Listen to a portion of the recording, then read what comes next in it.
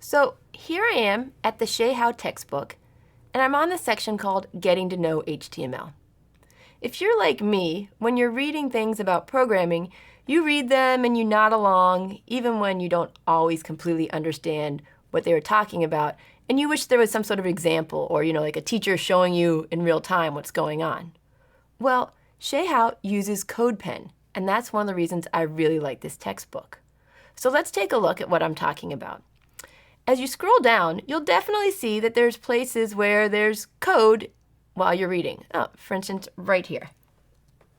You can see that they're talking about divisions, and they've given a little text, and it's HTML, and you understand the code, but you don't really know what it looks like. Well, if we scroll down a little bit further, you'll come across code that's actually inside something called CodePen. What you want to look for is this caption right here. It actually says Edit on CodePen on it. So let's see what happens when I click on this link.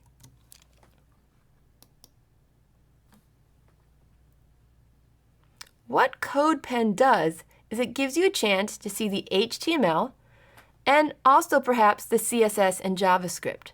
I know that you don't necessarily understand CSS or JavaScript yet. You may not, but you can still always play with all the different parts. Let me make this a little bit bigger so you can see it.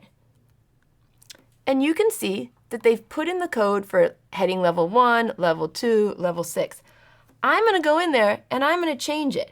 And I'm going to say, what happens if I change this H3 to an H1? Go over here. You can see that the heading level 3, even though it says heading level 3, is much bigger. I love CodePen, and I really encourage you to always click on it and go in and see what happens when you type things in. You don't need an account, although you can definitely have one. It's a great way to feel like you really understand and own the content.